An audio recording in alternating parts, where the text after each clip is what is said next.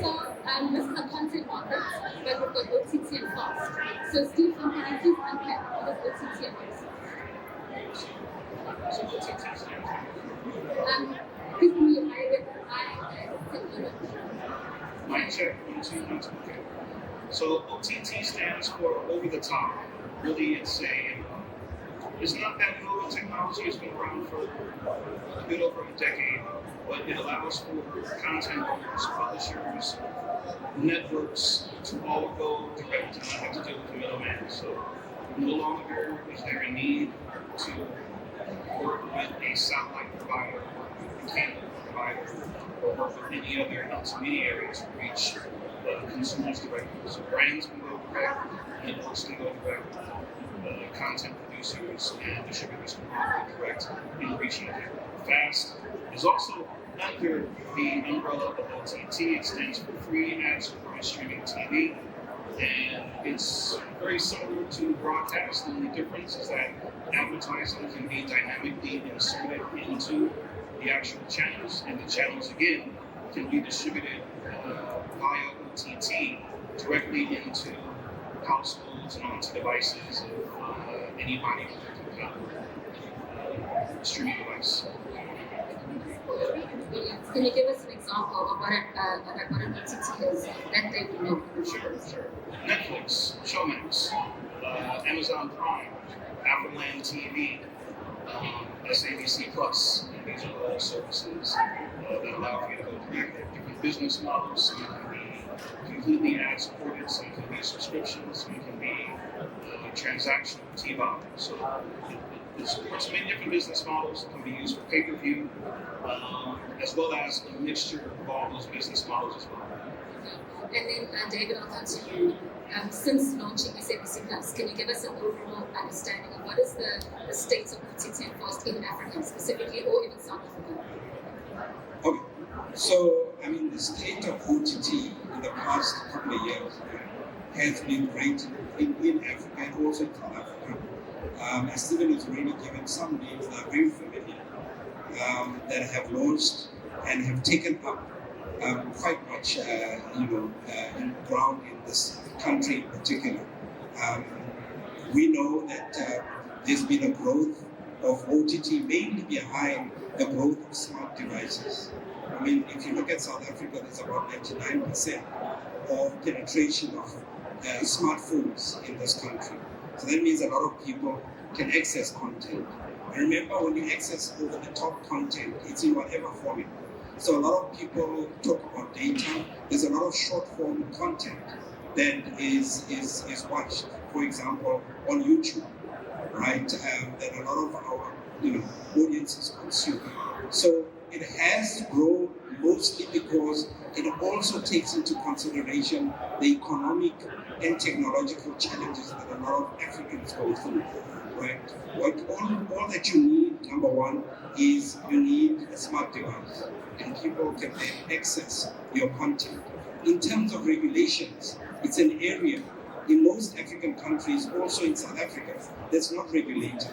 So what does that mean? You then have a lot of these platforms. I think a lot of us, especially in the broadcast industry, one was still looking at Netflix and what they're doing around the world and still thinking about the regulations and what's going to stop them. We woke up the next day and Netflix was here, right? And they were operating. And even before that, people were accessing content and already talking about international content. So that, what Stephen talks about in terms of cutting the middleman, then spoke to audience consumption patterns. And now audiences can access content directly from content distributors, from content suppliers. If you think about a Disney Plus and so on, right? You've got content that comes from OTT platforms that is fresh content that is coming directly from them, directly to the consumer. So no longer do they have to have this windowing and waiting for content to go to the cinema, then to pay platforms and so on. It's content that is direct, it's available. All you have to do is make sure that you plan. When you look at it, a lot of the subscription fees for those that are S-Boards, came in quite low in comparison to traditional paid television. So what does that mean? 99 rand, or maybe less than $1 or 50 cent. You look at internationally within the African continent, continent. From a month cost subscription, you find that people are paying much less. So that's exactly what has happened within Africa, where a lot of the OTT platforms, despite the challenges, and I think we'll talk about the challenges, the data costs, the infrastructure, and all that. There are challenges. However, we see tremendous growth in the continent. We see tremendous growth in this particular country, where there's a projection of about 12.7 revenue growth by 2025, just on OTT platforms. So even advertisers are growing there. Why? Because of the metadata, of course, that you can get directly from OTT platforms in comparison to our traditional linear platforms. So, Stephen and David, you guys have both touched on the middleman. Can I ask from the audience, how many people here are content owners or producers, make content? Yeah. Okay. So for people who make content or produce content, you guys have mentioned cutting out the middleman. Can you please explain what the opportunities could be for someone who maybe has their own content, hasn't been able to put it onto a broadcast platform, someone who distributes content but hasn't been able to sell it to MultiChoice or SABC whatever? Can you briefly touch on what you mean by ongoing middleman? So again, platforms like YouTube are OTT. So when content is uploaded to YouTube, that's a form of cutting out the middleman and going direct. And then there's also the ability to either license content to other platforms like Netflix. And then there's also the ability to create your own platform and then distribute that platform yourself amongst other devices like Hisense TVs or Skyworth TVs or across MTN phones or iPhone or Android phones, etc., and then be able to control that monetization. There are independent platforms out there like Africa Prime that are doing that exactly, working to reach consumers directly, and of course SABC doing it with SABC Plus. So the opportunity with OTT is, again, just being able to take matters into your own hand and putting your marketing dollars into yourself, as opposed to spending marketing dollars to drive promotion to a platform that you don't have a financial interest in. Yeah. So, there is a power in owning and creating your own brands and recognizing that if you have an ability to create a following for yourself around your content, then it may be time for you to create your own destination for consumers to reach your brand. And of course, that's the birth of new networks, new channels, new OTT services, and we see a lot of those popping up all throughout the globe, and especially here on the continent. Yoko, I'm going to come to you. So you build platforms, you have your own platform. So speaking about the power of owning your own monetization, can you take us through your experience, especially in the South Africa region? Thanks, Wendy. I think what we've noticed, as Stephen mentioned, OTT has been around for quite a long time, and it started with the likes of YouTube, Netflix coming into Africa, and what has happened is in the beginning stages, a lot of people experimented with different types of OTT models, and there were a lot of challenges, and many big organizations, a lot of the telcos, invested in OTT platforms, and they didn't do well. And so there was a lot of fear and a lot of concern around how do you make the OTT business model work. And what we found a lot is that with the traditional broadcasters, especially in many of the smaller regions, it was a very difficult route to get into, because you are not only having to run your traditional broadcast networks at the same cost, but you're also having to invest in OTT platforms and then find ways to now try and, in the rise of increasing competition on the one hand side, but also higher costs on the other, invest in new platforms. And so what I think has evolved over the past is that the infrastructure for people to access streaming has now grown quite significantly. Data costs have come down. So you're finding that a lot of eyeballs are now moving very quickly across to the streaming side. And that is now creating the opportunity for content to be monetized on the OTT platforms and also on linear channels that are streaming. So that transformation between where it was, let's say, 5 years ago, with it being very costly to invest in OTT, to nowadays where OTT is at a much lower investment cost, but also the cost to acquire and to attract viewers to OTT platforms has become a lot lower than it was 5 years ago. And so now it's becoming commercially feasible. I think the last thing is from a content provider's perspective, it's always about a chicken and egg. There's the opportunity to start your own platform. It's a lower cost technology to get into, but at the same time, you need to do a lot to compete in the universe that's out there, because there is a lot of content that's available. So working with established platforms, I think, as was mentioned, is also one way to help, try and quickly generate audiences for your content, and then to be able to build the brand that allows you to exist maybe on your own platform in future. But you need to start somewhere, and that's where we're seeing there's a lot of collaboration and a lot of going on to independent platforms where you can have your content and start to monetize it quickly. So speaking of monetization, I'll stick with you. I'm sure people want to know, can you make money as a content owner, as a producer, as a platform owner? Can you make money in the OTT and FAST space? And you mentioned from 2015 to now there's been a growth.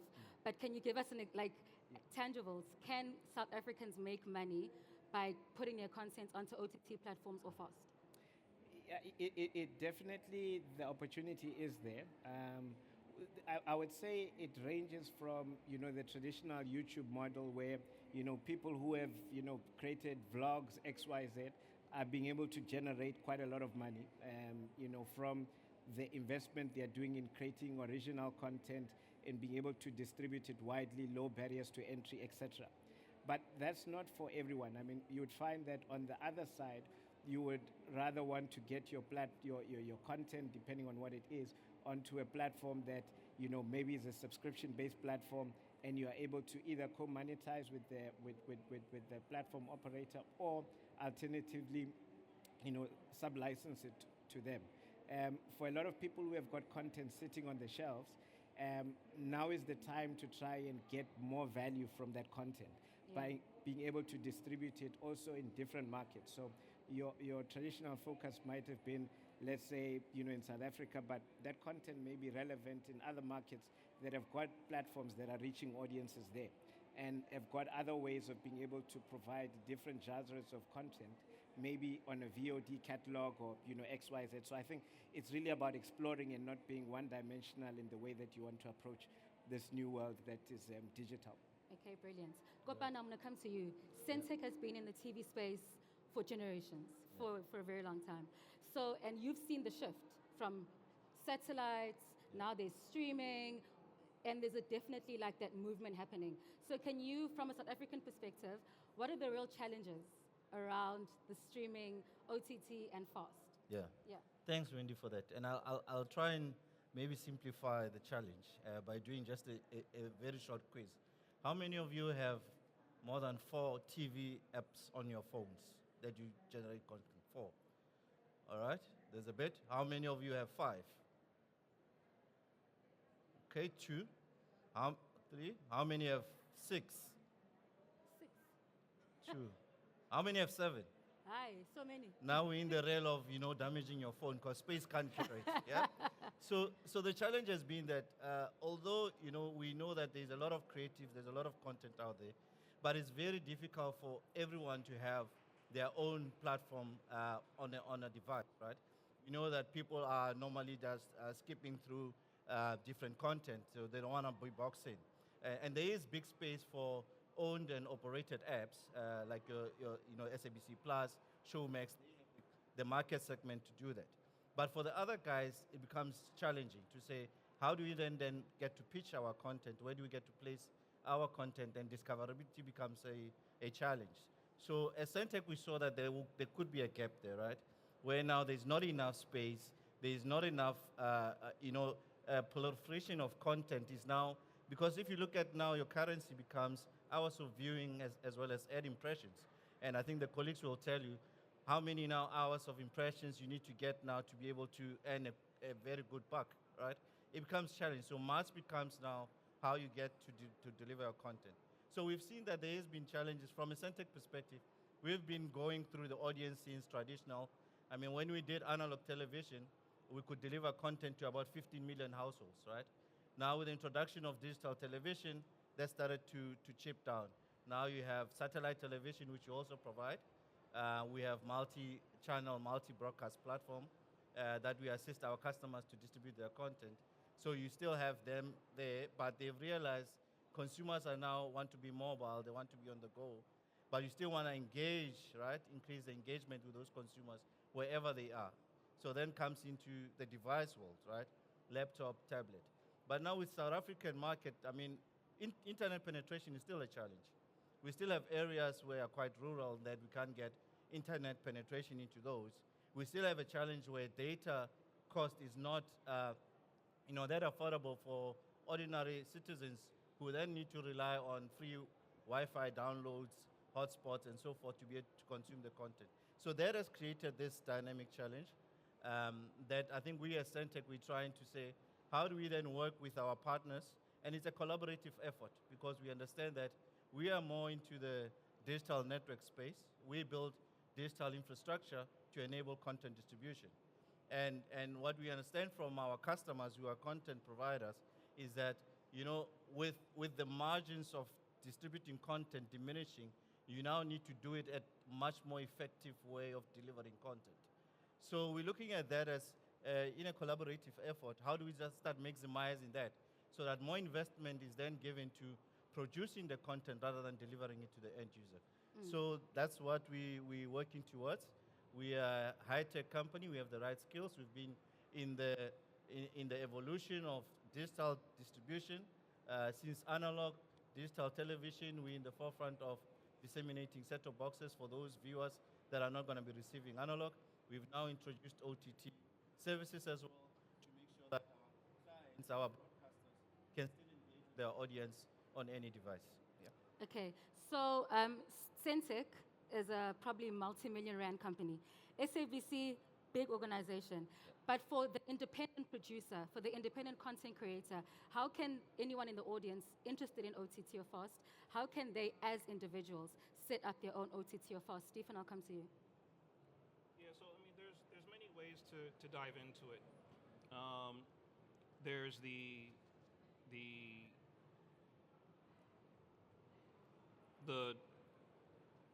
balls to the wall, every device, every platform approach, which is the more costly because you're reaching every single device, every single platform, and you want to be wherever YouTube can be found. You want to be on those devices.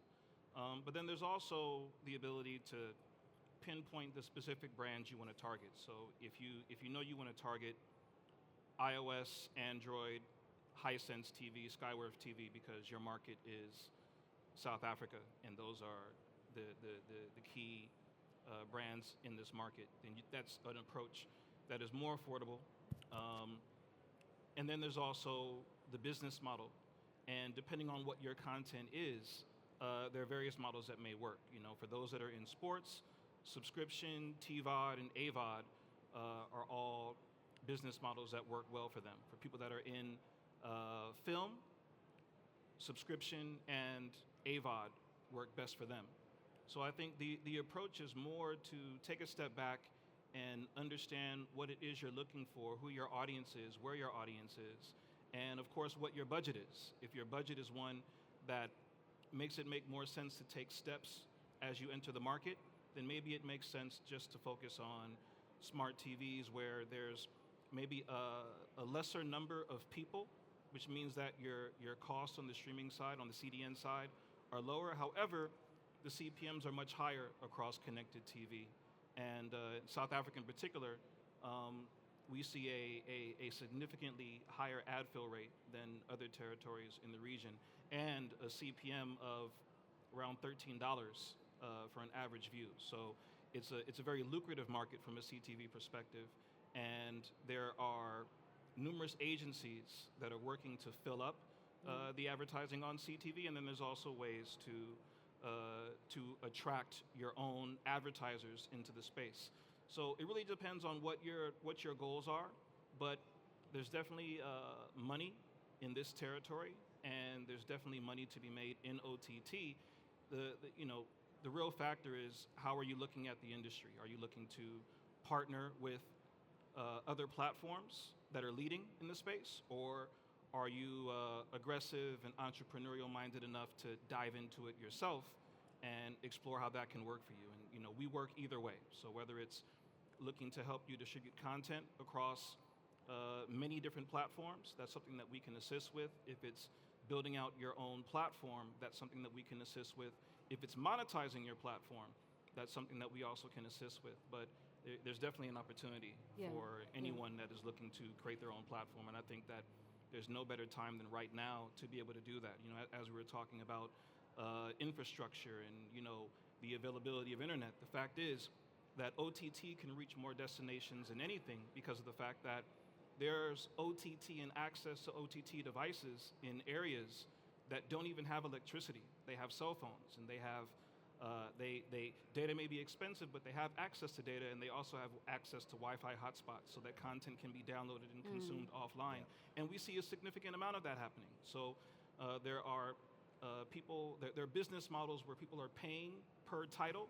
So that's a transactional VOD, and they're able to download it on Wi-Fi and then take it back to their village and then watch it offline on their device where they don't have electricity, but they do have the device and they do have that powered on. So, there's numerous ways to generate revenue, and I guess more than anything, just as individuals, as companies, as entities, you have to take a step back and analyze what the opportunity is for you and how much you want to be in that space, and then definitely come to an expert, come to a company like ours that can sit down with you and help you kind of scope out what the correct direction is for you. So David, I'll come to you. Outside of advertising, how else can content owners or producers make money in the OTT and FAST space? Outside of literally them having to find advertisers or having to partner with an advertising organization, how do you make money?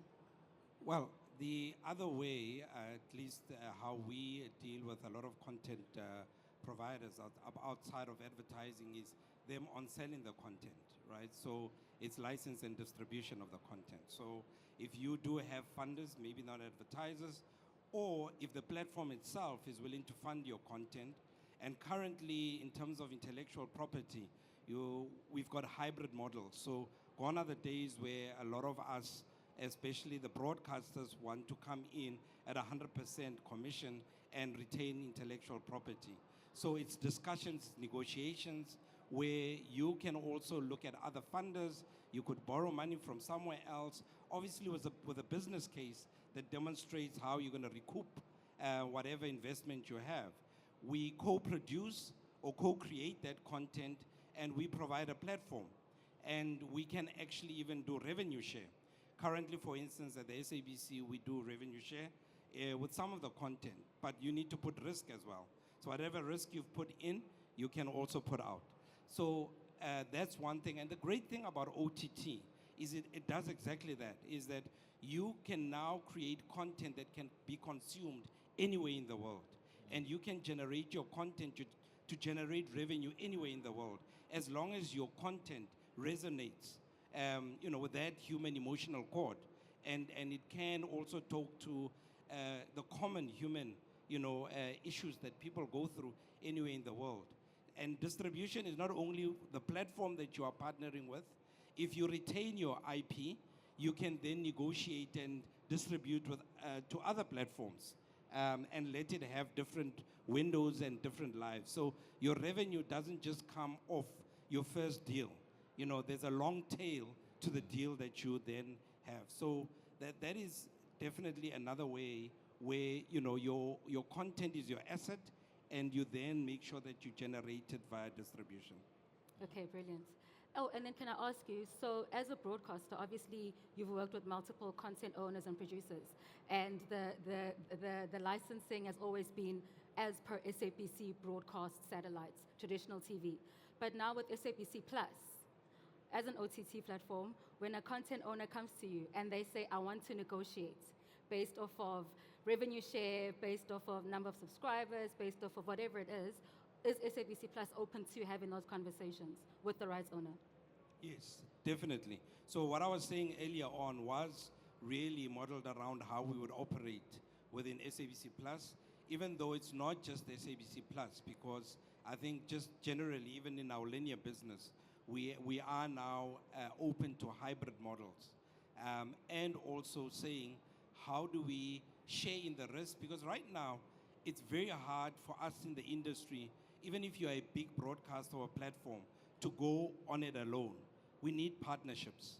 So it's about how do we partner, how do we work together, and obviously if we are working together, whatever it is that we're bringing, whether it's marketing, the brand, the platform, the audience, and the reach, you are bringing content. How do we then make sure that from an industry perspective, we don't allow for you also to fail after that? How do we make sure that you also recoup from that partnership so that you can continue generating more content and it becomes a mutual relationship moving forward? Okay, brilliant. I'm going to come to you as a follow-up to that. So now in the digital space, there's so much competition for eyes. There's social media, there's YouTube, there's various streaming services. So as an individual, as a producer, if I'm a producer, I want to go into the OTT and FAST space. You've done this before. Can you give them advice? How would you start? How do you start? How do you get moving? Because there's so much competition for eyeballs. Yeah. So,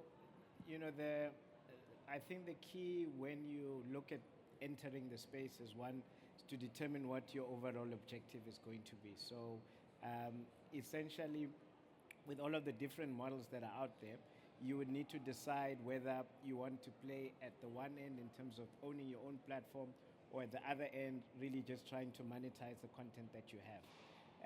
And if your view is to start at monetizing it, then distribution is the key. And what you want to do is you want to try and find the platforms that would give you the ability to get a return on your investment. The powerful thing about OTT is that there is a feedback loop on the performance of your content. So you get all the analytics around who watched, the demographics of those people that watched, what time they watched it, how often, they engage with your content for what period, which was not available generally within the traditional broadcast environment. That gives you a lot of power with how you then want to invest more in your roadmap for OTT. So if you know your audiences, you know what kind of appeal your content has to those audiences, you are then able to market and distribute your content, I think, in a lot more effective way. And so choosing the platform that'll give you the ability to get insights into what type of audiences love your content, how they engage with your content, I think is a good way to start in being able to then determine how are you going to, develop your roadmap going forward. The key with having your own platform is that platforms are very content hungry. You need to have a lot of content in order to keep audiences engaged.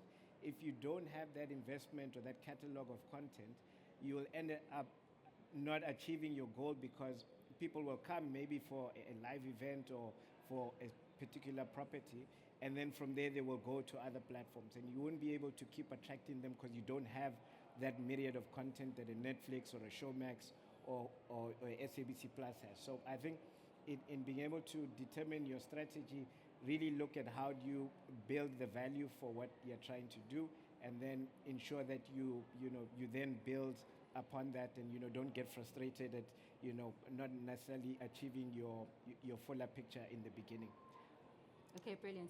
Kopan, I'm going to ask you. Yeah. So within the space, what genre of content actually works? What kind of content works? What are people viewing? What is selling? Just can you give them an outline as to the kind of content they should be focusing on? It's a tough question, but I'm sure it's a question that people have. Jamaican content. Oh, okay. Well, there you go. Looking for Jamaican content. No, interesting question. I guess from I'm more on the technical side, but I guess the colleagues will share a bit more. But yeah, I think from what we've seen in my own experience, obviously. Meetings on the side. No. Our time. We doing it right now? Steve's coming, please. This is our time. obviously there's a bit of growth in terms of, I think, there's docu-series, sports and local news that we've seen. And I think it depends region by region, yes, right? And I think from a platform perspective, as Yoko has said, the interesting part is that you're able then to start looking at the stats and the analytical data that you get as your audience starts consuming it. And it's important for you to make a very quick decision in terms of how do you want to sustain going forward, right? I mean, there's been, what we've also seen is that there's quite huge interest in terms of local generated content, right? And that can only scale. That has legs to be able to attract also a global audience. And being able to do that also creates a bit of interest in terms of how long can you continue to engage with your audience. Maybe David can add to that. Yeah, I mean, definitely. I think that last point there with regards to local content, and if you look at the different regions within Africa, generally local content, and even the international brands that come in, the Netflixes and so on, you will notice that they try and make local originals because in most cases, local does sell. When you look at our stats, let's say from an SABC Plus perspective, so special events, big sporting events, that has grown our app quite well, so they always come tops. Current affairs is news, very strong, and drama and movies, very strong. If you look at the other platforms, OTT competitor platforms, a lot of our viewers in South Africa consume a lot of movies on the platform, so they come up tops as well. So it's, those are the genres a lot of the times that would come up. Yeah, and binge watching. So you'll see a lot of our SABC Plus platform is growing tremendously. And if you look at what they watch, a lot of people go to the nostalgic content and they binge watch a lot of that content. So if you've got a whole lot of content that is relevant and resonates and you put it there, audiences would come in and they would binge watch that content and consume, irrespective of the genre. I'm going to throw this one to the floor. Anyone can answer this one. So outside, I've heard you guys mention Netflix and Showmax, SABC Plus, but those are big players in the space.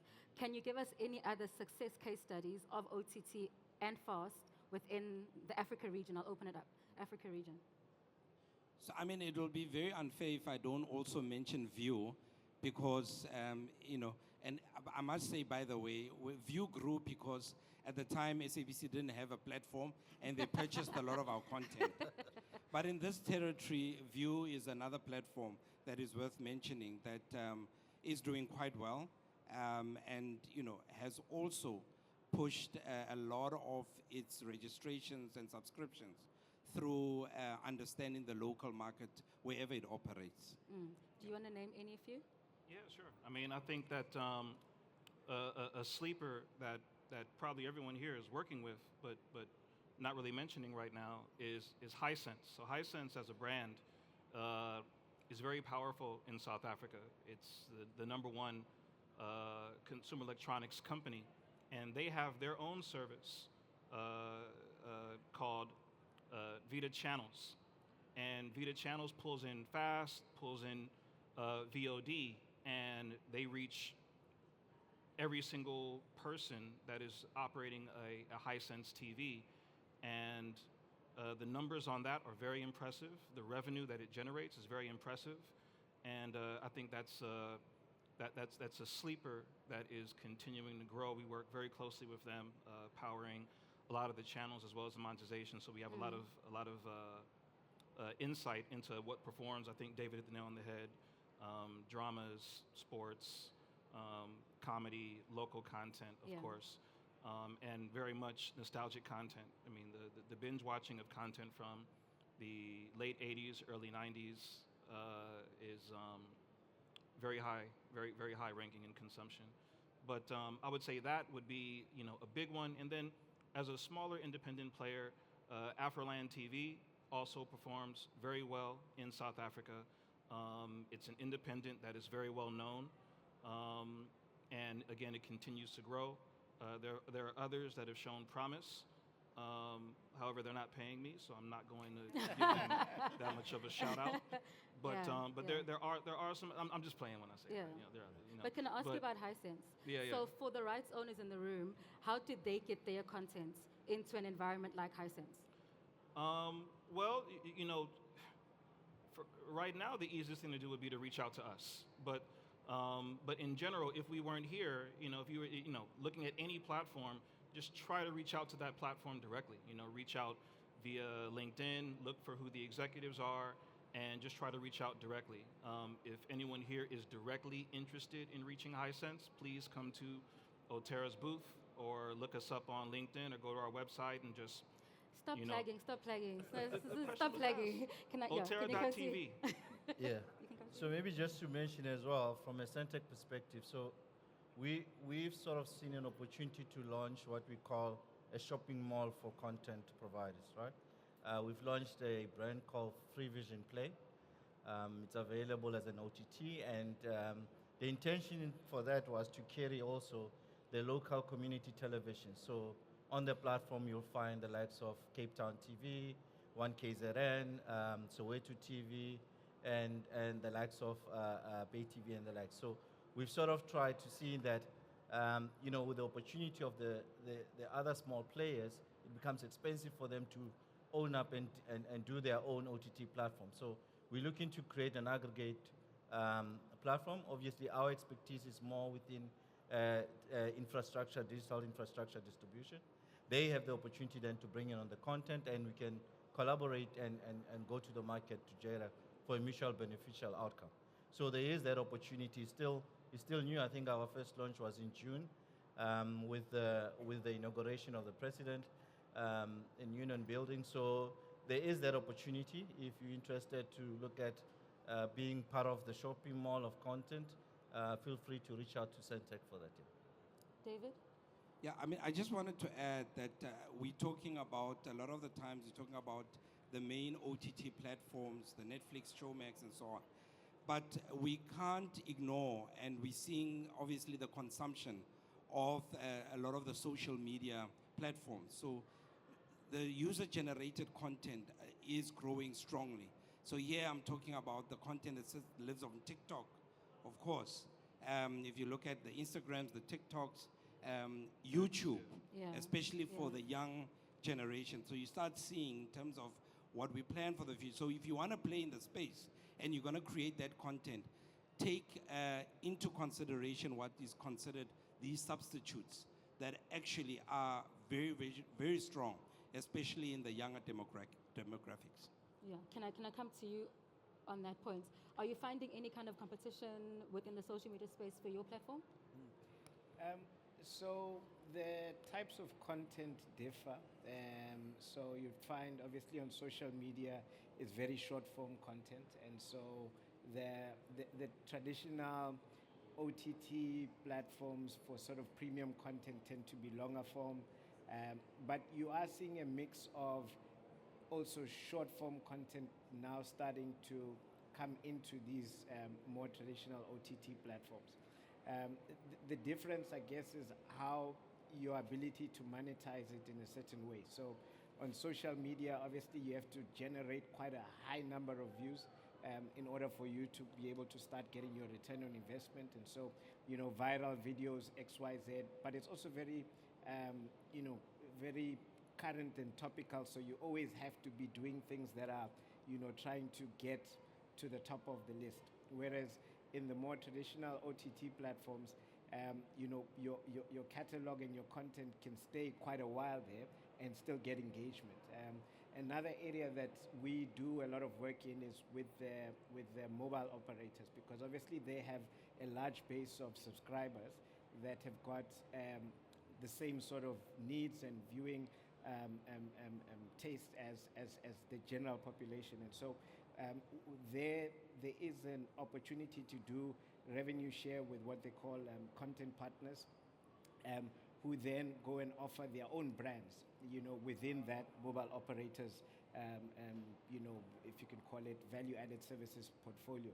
And what we have done there is we have created, if you can call them mini channels, that are available to their particular subscriber bases, and then both parties take a risk, and you find a way to then be able to promote it to that particular mobile operator's subscriber base. So that's also another way that people are being able to then take the catalog that they have, get access to a wide audience, and then be able to co-monetize it as an option. Okay, David, sorry, I'm going to come to you again. So if you had to advise anyone in the room as to how many hours of content do you need if you're going to build an OTT platform or FAST, how many hours can you give recommendations or even ballpark? So, I mean, I'll look at how when we launched and the amount of hours we felt was sufficient, and we then had to obviously increase. And currently we sit around plus minus 2,000 hours of VOD content, and we refresh that at about 10% on a monthly basis. So that we feel is comfortable. But we did launch with 500 hours of VOD, and we managed to launch. And in terms of FAST, we obviously have our own channels. So all we've done is, we just took our current 5 channels and we launched with those, and it proved to be sufficient. Yeah. But I do know that there are on-demand platforms without any channels that are doing well with no streaming. So it is possible for you to launch, I suppose, with 500 hours to begin with. Even less, I assume, maybe 200 hours. But what you need to have is a strategy of retention. So it's not about just the launch. It's about how do you ensure that you service your audience moving forward. Once you've launched, you need to continuously refresh. Obviously, you'll have churn if in the 3rd month you still have the same content on the platform. Yeah. So you mentioned acronyms, AVOD, TVOD, SVOD. For people who don't know, what do they mean? They're just different business models within the space. So AVOD is advertising supported video on demand. TVOD is transactional video on demand, so like pay-per-view or rentals or transactional purchases. SVOD, we all know, subscription video on demand. And then there's also EST, which is electronic sell-through, which is very similar to TVOD. Okay, brilliant. I've been notified we only have 15 minutes left. So are there any questions for the panelists? Oh, okay, we'll start with Tristan and then we'll go there. Thank you, Tristan. And nothing about Jamaica, no? What's wrong with Jamaica? Y'all sort yourselves out. This is Africa. Go. Big up Jamaica. So thank you guys for all the great information. Question I had was around building your own platform, and it was around the hours, right? But specifically around, like, if you were a content creator before, let's say on YouTube or on social, do you think there's value in trying to transport your social following as a way to monetize on your current art platform? And how can you keep, right? Like you were saying, you need to have a certain amount of content or else people won't be engaged. What if you have a specific specialized sort of niche content that you've curated through a YouTube, through another platform, an Instagram, and you're transporting it to like your own sort of what's it? OTT. Yeah. Can that work? Is that something that's viable for individuals that are content creators already? Wants to take it on? You can take it. Okay. Yeah, definitely for niche content, there is an opportunity to be able to run your own platform because people are coming there as a destination. So if you, for example, have got an OTT platform that specializes in traditional African music or in ballet dancing, I'm just giving an example, that you can definitely retain your audience because it's specialized content that they're coming to. The key, I guess, is it still boils down to how are you going to monetize it? Are people going to be willing to pay? Are you going to get on board sponsors that would help you to then sustain and manage the platform? Or are you going to go traditionally, for your, your AVOD, where you would need a certain amount of views to be able to then generate that advertising? So, that longer term sustainability really will rest on your way that you're gonna really get your return on investment and ensure that you're able to continue running the platform and to grow it in the future. Yeah. Okay, brilliant. Next question. Afternoon all. Thank you, Wendy. Perfect. Fantastic how you handled the entire panel. I'm with the SABC, so there was a bit of bias with the chair for the SABC Plus, but also the excitement within radio as well, because we're able to reach further. But to all of you on the stage, in terms of the platforms that are available within a space of radio, you find that the research in terms of how the number of audience listening is done quarter hourly.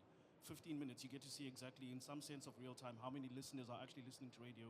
We also get to get a sense of the demographic in race of who's listening to which particular radio station. Now, when it comes to the various platforms that are available, when people actually think of the content they are going to have on those platforms, so that those platforms are successful for them and also actually hitting the mark as far as their audiences go. How do you guys go about, what are the best ways to go about doing that research to know exactly this is my audience in terms of age, demographic, in terms of viewerships, viewers I can draw to this specific platform, so that it is actually a great success with the kind of content I'll be putting on it?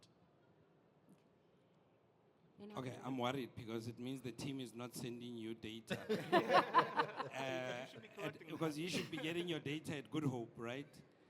So that's the beauty of OTT. So traditionally, what we do is we have samples, and from the samples, we would normally gather, audience share or ARs based on that. But it's not actual audiences. Whereas with OTT, we, have you registered, and when you register, you give us your details. In other words, whoever it is, if you are a male and you are watching and you are 34 and you're watching whatever shows that you watch, we can actually monitor your movement. That data is available immediately, right? So we work, Yoko is with Mango Mulo, who is our partner and supports us, right? What the technology allows you in OTT is exactly that, and that's the beauty. That's why earlier on he spoke about the fact that when it comes to advertisers, you can actually give actual demographics. So if I've got 500,000 viewers at any given time, or listeners that are listening to Good Hope, you know exactly where they are, who's watching, and with convergence, we can actually have technology that actually links to other technology like social media and so on, that will give you data, more data about them and the sort of consumption patterns. And that gives you power, because when you then go to advertisers, you can actually say, contrary to your belief, this audience actually is your audience. These are the guys that are buying the BMW. But because they are sitting on SABC, you assume they're not buying BMWs. Yeah, awesome. We had one more question. Oh, second to last question. Yeah, you can go. All right. Thank you very much for such an insightful. Technology. Hi, guys. Okay, there we go. They're sabotaging SABC and save our SABC. My question is actually to David.